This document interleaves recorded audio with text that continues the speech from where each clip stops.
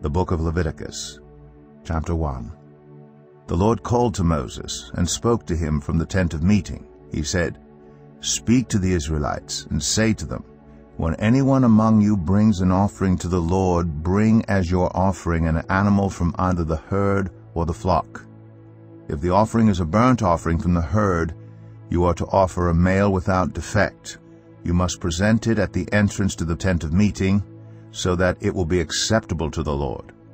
You are to lay your hand on the head of the burnt offering, and it will be accepted on your behalf to make atonement for you. You are to slaughter the young bull before the Lord, and then Aaron's sons, the priest, shall bring the blood and splash it against the sides of the altar at the entrance to the tent of meeting. You are to skin the burnt offering and cut it into pieces. The sons of Aaron, the priests, are to put fire on the altar and arrange wood on the fire.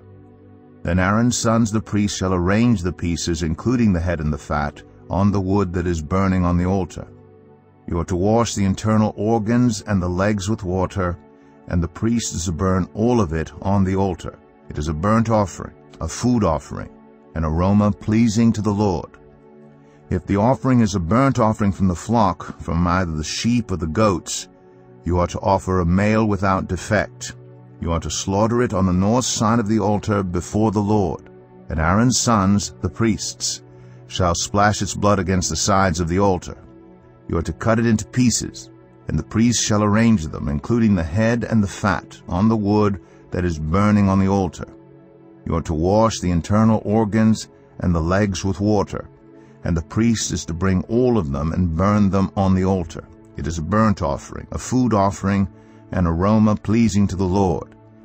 If the offering to the Lord is a burnt offering of birds, you are to offer a dove or a young pigeon.